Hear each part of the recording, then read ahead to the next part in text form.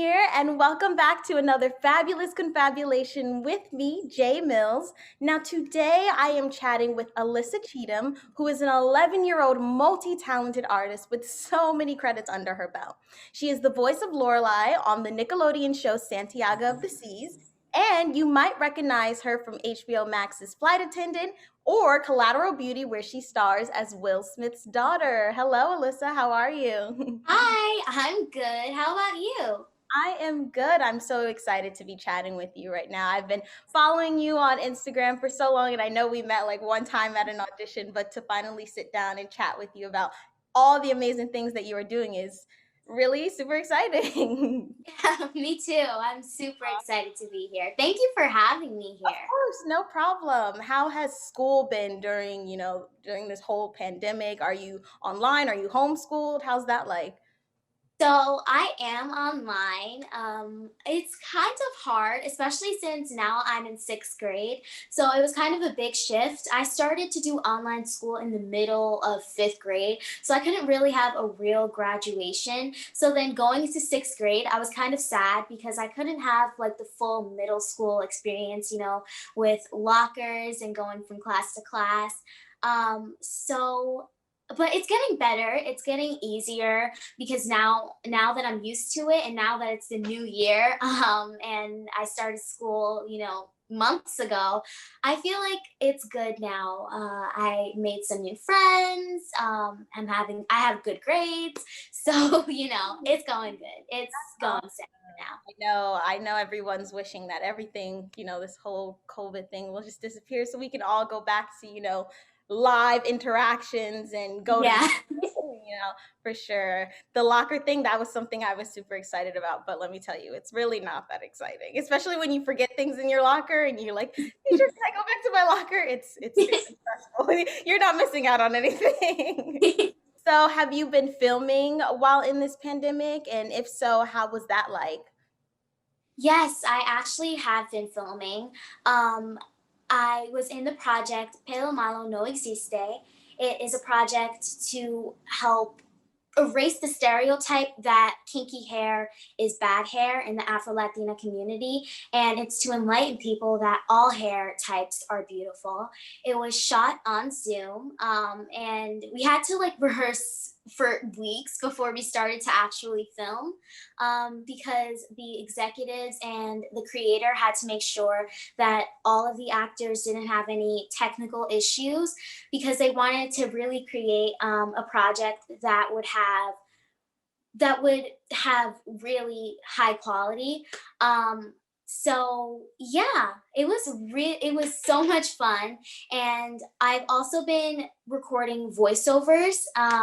And those are some projects that are coming out soon.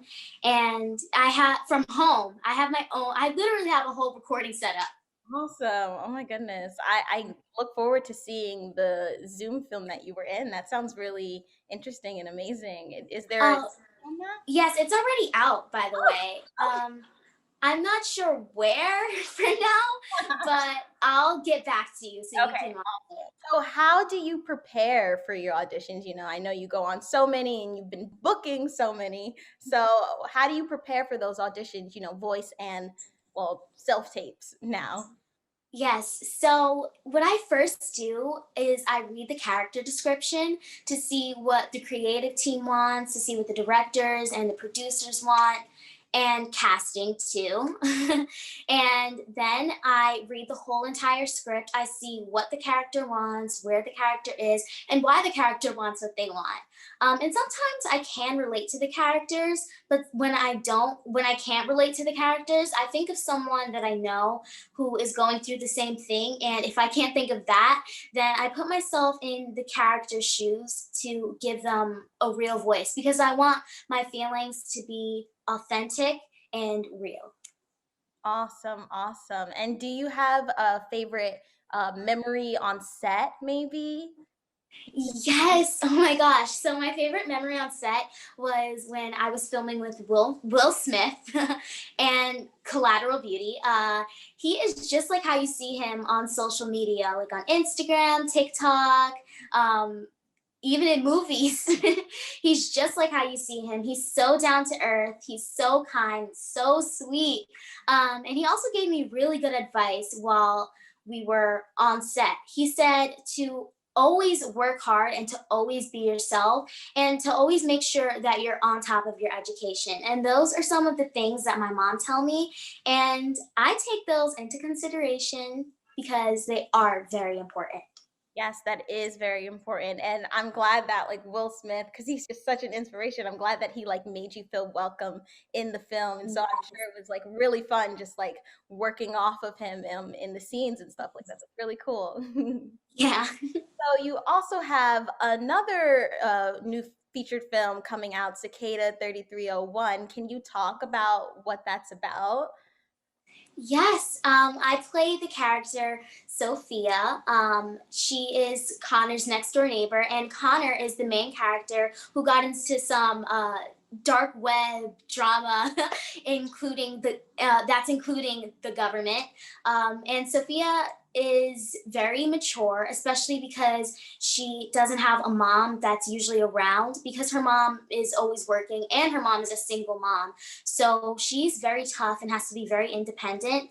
And Connor is kind of irresponsible. So they're two opposites. She's mature for her age, and especially since she's young. He's the adult and he's irresponsible. She's the younger one and she's more responsible. So she really sets him straight. And yeah, it was so much fun to film and to meet all of the characters. Awesome. And so And I don't know. Oh, and I don't know when it's coming out because of the pandemic, but I will tell you yeah. when I know, whenever I can. So, as I mentioned, you voiced Lorelai in the Nickelodeon show Santiago of the Seas. What is surprising about your character Lorelai, and what did you love about voicing her, as well as what did you think was important about voicing her? Yes, Lorelai is a black singing mermaid, and she can transform from a mermaid into a pirate girl. And she also is an expert of the sea, and she can speak any language in the whole entire world. And I think that is super cool. And also, I think that it's important to voice Lorelai because, especially her being a black mermaid, representation really matters because there's not enough of us on TV. And when you can see yourself on TV, you can dream it. And it's good that we can see ourselves as mermaids. We should also see ourselves as teachers, doctors, lawyers, actors, and so much more. Yes, yes. And it was really fun to record. Awesome. And going into representation, who was a person of color who maybe, gave you a bit of confidence, was like, I can do this too. I mean, I know you've been acting since you've been young, so, but like, who also gives you that confidence and motivation as well? Yes, I have so much people. I would definitely say Zendaya, Marseille Martin, Yara Shahidi, Chadwick Boseman. I miss him so much. Also Michael B. Jordan and Beyonce. I love her a lot. And just so much more. Oh, and Kamala Harris, Barack Obama. They just make me feel like so confident and they're so inspirational. Yeah. I guess it's safe to say that we truly do have so many Black queens and kings out there making a difference on screen and showing us that representation is a thing and can be a thing and that we can do it. So I definitely agree with that. Beyonce is my number one girl, though. Love her.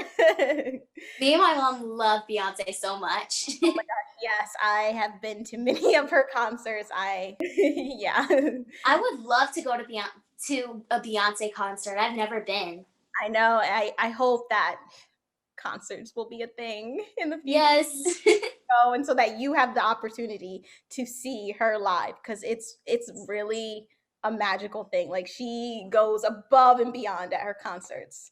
Wow. What is your dream role and who is someone that you would love to work with? Yes. Oh my gosh.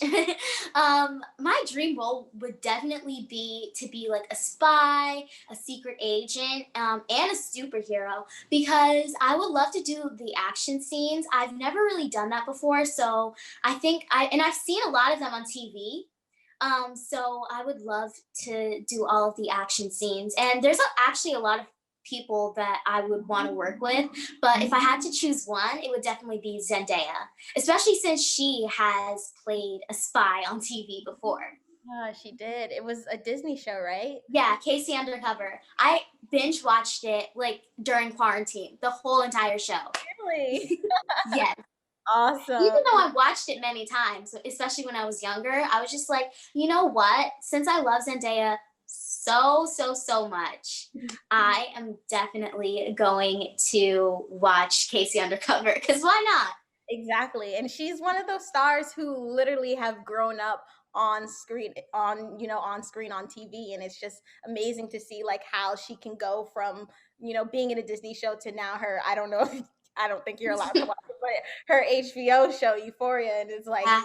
a big range. Great. She's definitely a great inspiration to me as well because she can do it all. She's amazing.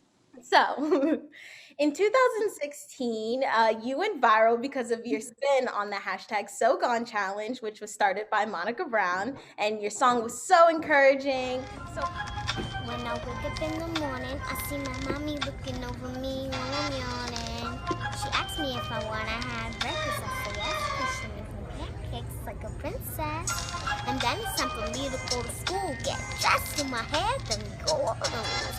Be kind to everyone, stand up for yourself, cause hanging with the wrong comes bad for your health. Always speak your mind, remember be polite. Always do what's best, always do what's right. See, my mommy tells me that I'm a queen, I'm a winner, I'm a fighter, I'm a go after my dreams.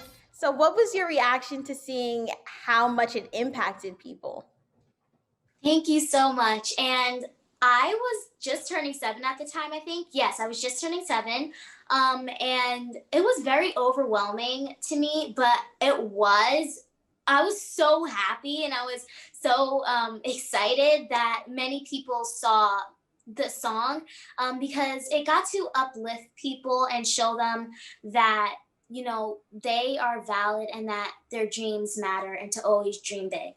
It's tough, especially being a teenager. People often forget, to have confidence in themselves. And I feel like at such a young age, you exude so much confidence, which is really amazing. Did you get a message from Monica Brown? Did she like reach out to you? Did she see it? No, but she did see it, but she put it on her Instagram. I didn't really get a message from her, but she did put it on her Instagram, which I was so happy about. I was like, oh my gosh! Yeah, that's like a nice shout out from the Monica Brown. Like, that's amazing. So then after you went viral, you started taking music more seriously, and your most recent single is Do It Big, which is so good. Like, so good. So, and the lyrics, they exude so much confidence.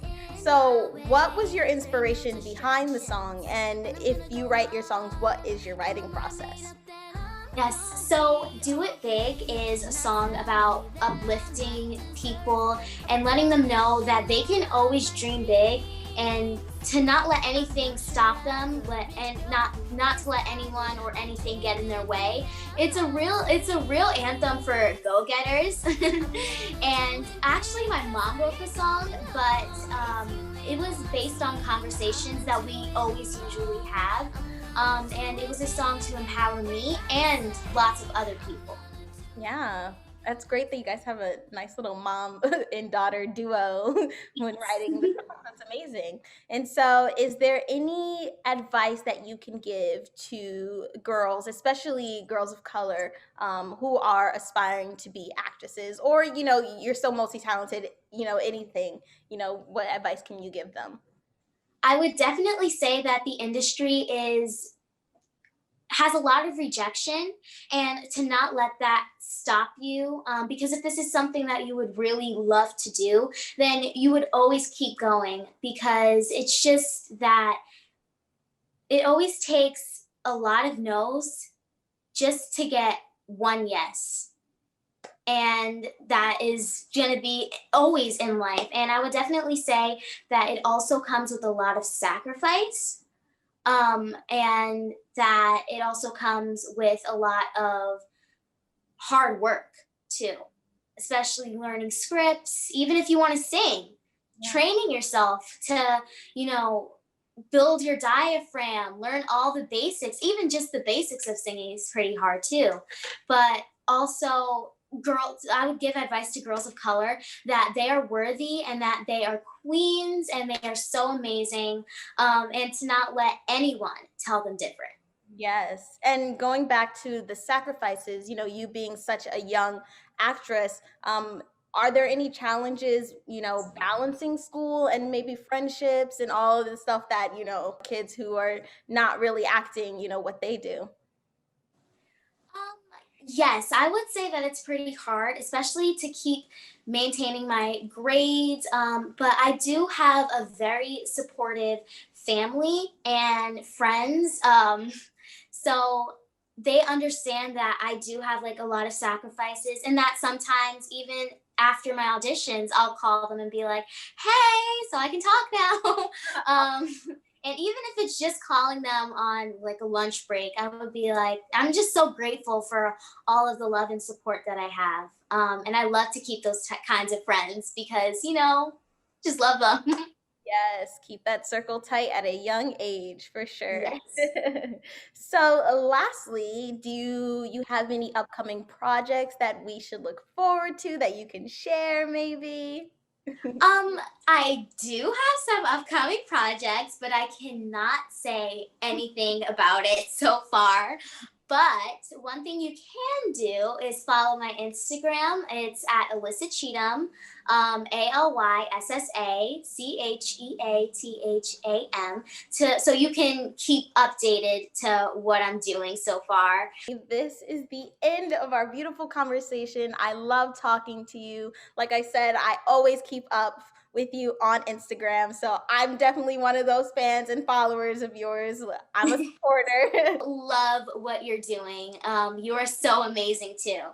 Thank you so much. Thank you so much for chatting with me, Alyssa. This has been a pleasure. And remember, beauties, Alyssa Cheatham is a girl with beauty and brains, and so are you. Okay. Bye.